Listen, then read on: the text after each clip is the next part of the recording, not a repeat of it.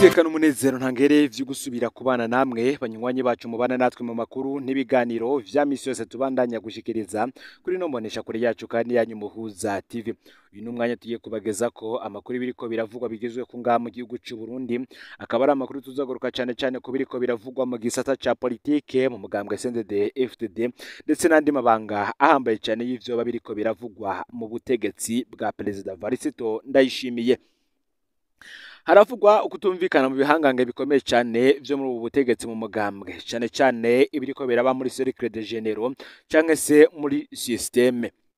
Ngo hari umutegetsi yegereye cyane Ndayishimiye yoba yimirije kubona ibara. Ese uyu mutegetsi yoba arinde? Reka navyo tubigaruke ko muri Nyandagaro. Reka dutangure ku vyabaye mu mwaka w'ibihumbi 2022 kugira ngo tuze kuza tubandaneza kubiriko biraba muri iki gihe. Gusufyende subscribe canke s'abone niba utari wafyenda ko kugira ngo tuzocekanwa na dushikiriza no Muhuza TV. Ndabaye kaze muri ano makuru. Muri Nyandagaro na Nyakanga y'umwaka w'ibihumbi 2022 mu gihe President Ndayishimiye yari kategura ikurwa rya General Arengiyeme Bunyoni, Pasitore Isidore Mbayahaga yatumwe gukora inyigisho ziteguza abarundi vyari bigiye kuba. Muri CNDD FDD ibujumbura yigishije ko amahasa adasangira intebe y'ubwami, ko atagihugu kigira abami babiri. Muri CNDD FDD Gitega naho yigishije ikinyoni citwa igifyoti cyari cigaruriye vyose, cishize mu bushorishori catovye isoko, hanyuma bagitera injugujugu baracomora. Bunyoni yarakuwe.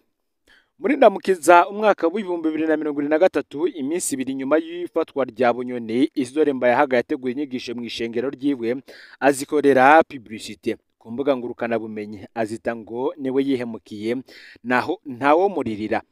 Kuva ubwo Mbayahaga akaba afatwa nk'ujejwe gutangaza ubutumwa bunyegeje bwa Perezida Ndayishimiye. Hari ku munsi w'Imana igenekerezo ya 6 Ndamukiza uyu mwaka w'ibihumbi 2025 ubwo Pastor Isidore Mbayahaga yigishije ubutumwa bwitwa mwirinde izo mbwa, abanza kubukorera publicité ku mbuga ngurukana bumenyi. Benshi batahura ko hari umutegetsi agira atukwe bikomeye. Mu butumwa yatanze, Isidore Mbayahaga yavuze umuntu yegereye cyane umwami yahengereye hari utugorane mu gihugu, atangura kuvuga nabo umwami. Uyu muntu Isidore Mbayahaga mwita umuvyimba w'imbwa, amumenyesha ko himirije ibihe bibi kuri we. Uyu Pastori Isidore Mbayahaga akaba afatwa ngo nk'umushikiriza bitutsi wa President Ndayishimiye nk'uko vyanditswe na Pacifique Ninahazwe ku bakuru.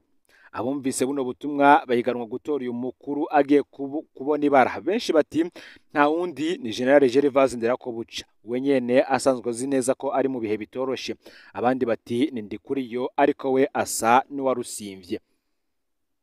Dusubiyeho inyuma gato kandi ku vyabaye muri Ntwarante, President Ndayishimiye nawe ubwo ari muri rishengero rirongowe na Pastor Isidore Mbayahaga, ni ishengero bita Vision de Jésus Christ rirongowe na Isidore Mbayahaga. Aha nibwo President Ndayishimiye yatangaje ko yabaye mu ntambara idasanzwe muri Ruheshi na Mukakaro ku mwaka uheze. Aca atangaza ko ubutegetsi bwiwe bwari kuva muri gitugutu umwaka w'ibihumbi 2024. Aha ni atomo iyo ntambara yabayemwo, ntiyavuze abo bagwanye ni wari kumutembagaza. Ndayishimiye kuvuga ko yagwaniwe n'Imana. Hano kandi tukibuka ko mu gikorane yakoze Nyabihanga nawe muri Ruheshi umwaka uheze w'ibihumbi 2024, President Ndayishimiye naho yari yatangaje ko muri leta yiwe hari umutegetsi akomeye cyane yariko arakoranga igitoro ntikiboneke. Yavuga ko umutegetsi yagiye mu mahanga kubuza bazana igitoro, akavuga ko nk'igihe kibonetse Dar es Salaam umutegetsi yarungitse ubutumwa bubuza gupakurura ico gitoro.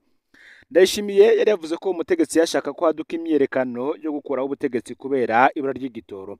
President Ndayishimiye ntigeze avuga uwo muntu akomeye muri leta yiwe ashaka kumutembagaza akoresheje ibura ry'igitoro. Kugeza ubu ico tuzi kandi nuko hari ukutumvikana gukomeye hagati ya General Varisito Ndayishimiye ndetse na General Gervais Nderakobuca ku kibazo c'igitoro. Imbere y'inama nshingamateka, umushikiranganje wa mbere ntiyatinye kuvuga ko batomubaza ibijanye n'ibitoro, gusa ngo bikaba vyarumvikanaga ko yavuga ko ico kibazo kitamuraba, ko bomenya uwo baja kubibaza. Iyo umukuru w'igihugu avuze ikibazo gihambaye nk'ico cyo gutembagaza ubutegetsi bwiwe, ngo haba hari ikibazo gikomeye cyane mu butegetsi bwiwe. Ndetse kandi vyanashitse kuri aya majambo yatangajwe na Pastor Isidore Mbayahaga mu minsi iheze mu ishengero ryiwe, aho yavuze ko Murantunge, aho Mbayahaga yavuze ko uwo hari umutegetsi cyangwa se umuntu mukuru agiye kubona ibara muri ubu butegetsi bwa Perezida Evariste Ndayishimiye, benshi bagaca bavuga Gervase Ndirakobuca, ari nabyo tugiye kugaruka ko muri ano makuru makuru duhejeje gutohoza mu mwanya uheze ndetse tukayamenya. Benshi rero baravye umutegetsi yavuzwe na Pastor Isidore Mbayahaga mbere ko anafatwa nk'umuntu avugira cyane Perezida Evariste Ndayishimiye, bamwe baravuze ati ni Generale Gervase Ndirakobuca umushikiranganje wa mbere ko nawe yoba agiye kuba nka Bunyoni. Ufyone subscribe canke sabone utari wafyenda ko kugira ngo tubane umunsi ku munsi, ndabahaye kaze muri ano makuru. Benshi batese koko Gervase Ndirakobuca yoba agiye guheza nka Bunyoni. Tubitangurira uti wa mushikiranganje aho ravuga Uburundi bukajugumira yagiye he? Avuze ko inzu zibomogwa ku mabarabara yose y'igihugu zaciye zibomogwa, avuze ko atakinga ipikipiki canke tukutuku akeneye gusubira kubona mu gisagara ca Bujumbura. Vyagenze gutyo nyene, imiryango yararize ariko nta cyasubiwemwo. Akiri umushikiranganje w'intwaro hagati mu gihugu yari umuti w'ibibazo vyose, yari yubashwe kurusha umukuru w'igihugu. Bamwe bari batanguye kuvuga ko ari wakwiriye gutwara Uburundi mu myaka ibiri. Uyu akaba ari ugira gatatu iraheze Lieutenant General Gervase Ndirakobuca ari umushikiranganje wa mbere. Ubu abarundi ntibakimwumva, benshi baranabazanya nimba koko ari we mukuru wa leta nk'uko ibwirizwa shingiro ribivuga. Bamwe mu bashikiranganje bariko bagwanira kumusubirira. Perezida Ndayishimiye aramucunze muri kino gihe hatanguye kunugwanurwa ukutumvikana mu butegetsi ndetse n'amatora y'uno mwaka. Mu mwaka weze w'ibihumbi 2024 ngo uwashoboraga guterera uwamamaye ku izina rya uwo ngo ni umwaka utarereye cyane, uwamamaye ku izina rya Ndakugarika. Muti rero vyifashe gute? Reka ibi byose tubitangurire kuco ibwizwa shingiro ry'umwaka w'ibihumbi 2018 rivuga ku bubasha bukomeye bw'umushikiranganje wa mbere. Ibwizwa shingiro ry'umwaka w'ibihumbi 2018 ryarafuse ivyegera bibiri vy'umukuru w'igihugu, rishira icegera kimwe kitagira ububasha na bukeyi, bene umushikiranganje wa mbere afise ububasha busumba ubwahorana ivyegera bibiri. Intumbero ya Nkurunziza kwari gukura ububasha bwahabwa icegera ca mbere badasangiye ubwoko, arico cyari kijejwe ibibazo vy'umutekano, politike n'imigenderanire y'u Burundi n'amakungu. We yibwiye ko inguvu zose za leta zishize mu minwe y'umushikiranganje wa mbere basangiye ubwoko bakava mu mugambo umwe azobatoye umuti woroshe. Ngaha rero ntiyamenye ko avyayindi ngorane itoroshe. Leta y'imitwe ibiri. Ibwizwa shingiro ry'umwaka w'ibihumbi 2018 kandi naryo ntiritandukanya neza ububasha bw'umukuru w'igihugu be n'ubw'umushikiranganje wa mbere, bose bajejwe ibintu bimwe. Gervase Ndirakobuca yisanze mu kamashuka toroshe.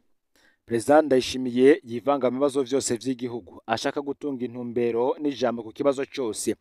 Abashikiranganje ibisanga baguma bariko batwarirwa mu biro vy'umukuru w'igihugu. Bamwe mu bashikiranganje ngo ntibacubaha na gato y'umushikiranganje wa mbere, ntibanamubaza ivyo bakora kubera basanzwe bivuganira n'umukuru w'igihugu. Ku rundi ruhande kandi Gervase Ndirakobuca yasanze umushikiranganje wa mbere w'ukuri ngaranjire na Ndayishimiye umutambukanyi w'umukuru w'igihugu. Uyo niwe yivuganira n'abashaka gufata Uburundi, barunda amahera iwe muri fondation Mugira Neza. Mbere hamwe akaba ari we afasha leta ikibazo cyose cy'amahera gisigaye gica kwa Angelina. Ivyo iyo Ndakugarika murantunge. Ivyo Ndakugarika ataca ashobora kubaza. Muti none umushikiranganje wa mbere aca akora iki? Gervase Ndirakobuca nta kigendera abanyagihugu kuko umukuru w'igihugu abamamwo. Umushikiranganje wa mbere nta kiganiro atanga kuko umukuru w'igihugu aba ariko aravuga umwanya wose. Ndirakobuca ntagendera ibisata vya leta kuko Ndayishimiye niyo yama. Ikintu cyonyine asigaranye ni ugutegura inama y'abashikiranganje, kwakira intumwa zitandukanye be n'abaserukira Uburundi, kugurura no kugara inama zimwe zimwe no guserukira umukuru w'igihugu mu ngendo zo hanze abadashimye kujamwo. Ubu ntaho atandukaniye n'icegera cy'umukuru w'igihugu Prosper Bazombanza, ukibayeho nk'ishugwe bamanika muri saro. Albert Shingiro rero ngo numwe mu bakobeje ngo nawe asubirire Gervase Ndirakobuca umushikiranganje wa mbere. Nkuko bivugwa kuva babonye ko Gervase Ndirakobuca ataca kimaze, abashikiranganje biwe bariko barasya batazambaye ngo bamusubirire. Umushikiranganje bifisemo umwe tudasanzwe na Albert Shingiro asanzwe ajejwe imigenderanire y'u Burundi n'amakungu. Uyu mushikiranganje asanzwe atubaha Gervase Ndirakobuca na gatoyi. Yarashizeho akagwi k'abantu baguma mu gutwi kwa Perezida Ndayishimiye bamwumvisha ko ageze ko agana umushikiranganje wa mbere w'umusivile. uko bukeye uko bwije, bamubwira ko amakungu adashobora gushigikira leta irongowe na Ndirakobuca, bakamwereka ko Gervais Ndirakobuca adatahura ibibazo bihambaye vy'igihugu na cane cane ibibazo vy'ubutunzi. Abo banyabutumwa ba Robert Shingiro babwira Ndayishimiye ko akeneye umushikiranganje wa mbere amenyereye amakungu, ashoboye kuvugana n'abagenzi b'u Burundi bakamwizera, ngo rero ngo nta wundi ni Robert Shingiro. Kugeza ubu Perezida Ndayishimiye ntarerekana aho ahagaze neza ku kibazo c'umushikiranganje wa mbere. Ikiboneka co nuko Gervais Ndirakobuca yabujijwe kubandanya aboneka cyane kumwe yahora akiri umushikiranganje w'intwaro hagati mu gihugu. Perezida Ndayishimiye ngaramubonamwe muke bashobora kumubangamira. Perezida Ndayishimiye kandi aratinya ubugenzi bwa General Ndirakobuca na General Prime Niyongabo ndetse n'umukuru w'umugambwe uri ku butegetsi Reverien Ndikuriyo. Muri Nyakanga Ndayishimiye muribuka ko hari igihe cyageze Perezida Ndayishimiye akagerageza kubogoza General Prime Niyongabo bimutaka w'amazi. Aha Ndirakobuca yaranse gushira umukono ku itegeko rikura Prime Niyongabo. Mu gihe Ndayishimiye yari mu rugendo muri Cuba na Amerika, we yavuze ko iyo ngingo akeneye kuyivuganako n'umukuru w'igihugu. General Jules Ndihokubwayo yari yasigaranywe iyo ngingo, niwe yaruhiye kurungikwa hanze. Felix Ndayishimiye ngarazi neza ko hari ibihangange bidashigikiye kazoronka ikiringo ca kabiri mu mwaka w'ibihumbi 2027. Ivyo bihangange vyose bicunze ku jisho, ariko yari haye umwanya ngo kubicanishamwo imbere yuko bimwe abibangamira. Benshi bati ubwo koko General Gervais Ndirakobuca ubwo azorenza igihe Bunyoni yamaze atwaye ico kibanza. Basokuru bati inkoni yakubise mukeba urayirenza urugo kare. Uyu mwaka yakubise Bunyoni irashobora kudasiga ndakugarika, kuko bimwe mu bimenyetso bigaragaza ko mu butegetsi bwa Perezida Evariste Ndayishimiye harimo ikibazo gikomeye cyane vyatangwe kugaragara mbere, kuko na bamwe ngo muvugira cyane harimwo na Pastor Isidore Mbayahaga nabo batangwe kugira ivyo bashikirize mu mashengero batwara. Ibi rero vyose bikaza bivuga yuko n'ubundi mu minsi iri imbere hashobora kuba impinduka zikomeye cyane muri leta ya Gervais Ndirakobuca canke se mu gihugu kirongowe na Ndayishimiye. Reka no makuru yacu tuyabandanize mu gihugu ca Republika Iharanira Intwaro Rusange ya Kongo Igoma, aho amabanki yasubiriye kugurura. Muti none ivyo bihindura iki? Nkuko vyandikwa na SOS Media zi Burundi, mu gihugu ca Republika Iharanira Intwaro Rusange ya Kongo mu gisagara ca Goma, kwigenekerezo ya yindwi ndamukiza uyu mwaka, Runani Alliance Fleuve Congo cyangwa se M23 ryatanguje ku mugaragaro gusubira gukora ibikorwa vy'isanduku nkuru y'igihugu ca Kongo yo kuziganya Kadeko Igoma, umugwa mukuru w'intara ya Nord Kivu mu buseruko. Ikimenyetso gikomeye kigaragazwa no gusubira gukora ku rwego rw'ubutunzi mu bice bigenzurwa na M23. Ivyo birori vyahuje abayobozi benshi ba AFC harimo umuhuzabikorwa ajejwe vya politiki Corneille Nangaa urongoye intara ya Nord Kivu, Bahati Musanga Elasto n'icegera ciwe kijejwe vy'ubutunzi Amani Bahati Shadrack hamwe n'abakozi ba Kadeko. Uti kuva ubu Kadeko izokora igikorwa ca banki nkuru ya Kongo mu turere twabohowe na AFC M23 kugira ngo abanyagihugu bashobore guhagarara neza mu vy'ubutunzi, niko Corneille Nangaa yatangaje. Mu gihe yerekanwa nk'ibanki y'abanyagihugu, Kadeko niyo banki yonyene yemerewe gukora mu turere tugenzurwa na AFC M23. Itegerezwa rero kuzoshigikira amashiramwe yo kuziganya no kuguranana hamwe n'amakoperative mu gusubira kuvyura ubutunzi. M23 ibigenzura imigwa mikuru ibiri y'intara.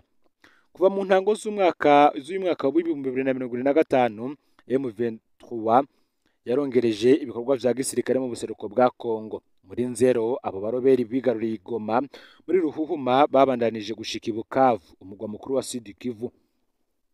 Izo nsinzi za gisirikare zatumye ingabo za Kongo FARDC zikura mu birindiro bitandukanye kandi bikomeye. Kugenzura imigwa mikuru ibiri y'intara bikozwe n'umugwi w'abaroberi ngo nihinduka rikomeye mu ntambara. Inkurikizi rero ku bantu ni nyinshi cyane. Abantu barenga miliyoni 1.2 barahunze, babayeho nabi cyane. Amasharamwe yigenga nk'inama Norvege iraba ivy'impunzi ivuga ko babayeho nabi cyane mu makambi y'impunzi. Kadeko atabanki mvamakungu, ivyo bihindura iki? Abanyagoma benshi ngo barakekeranya ku ngaruka z'ivyo bikorwa bisubiriye gutangura. Amabanki yo hanze nka Equity, BCDC, TMB na Ecobank aracugaye, bikaba bibuza abakiriya benshi gushika ku makonti yabo ya banki yabo. Uti mfise ikonti muri Equity, kumbwira ko Kadeko yuguruye ntaco bihindura na kimwe. Twifuza no kuronka amahera yacu, niko Bosco Shimanyi avuga, biboneka ko ababaye. Gusubira kugurura Kadeko bisigura kugurura ikonti nshasha atabushobozi bwo kuronka amahera ava mu mabanki ya kera. Agahengwe gashasha ku badandaza bamwe bamwe. Naho hari amakenga, abandi babona ko ari akaryo ko gusubira gutangura ibikorwa vyabo. Paruku Jaro, umudandaza muto, yaravyemeza ati kuri jewe n'umunezero, ngiye gusubira guhura n'uwo twahora dukorana mu rudandazwa Kadeko. Naho ivya politike na gisirikare biguma bihindagurika, Kadeko iciba igikoresho cyo gusubiza ku rutonde ubutunzi mu turere tugenzurwa na AFC M23. Hasigaye rero kumenya nimba ivyo bizoba bihagije kugira ngo abantu bakozwe ko n'intambara basubirane umwizero kandi bashikame mu vy'ubutunzi. Ngaho rero amakuru yaragezwe ko muri kano kanya, ufyonde subscribe canke s'abonner butere wafyonda ko kugira ngo toje cikanwa nadushikiriza, usange zano makuru bagenza aho bari hose kugira ngo nabo baje baraba mu bambere bashikirwa nayo biriko biravugwa bigezwe ko ngaha mu gihugu cy'u Burundi, hanze y'imbibe z'igihugu cy'u Burundi ndetse no makungu ya kure. No Muhuza TV rero Imana bahezegere ibikorwa byanyu vya misose muriko murakora.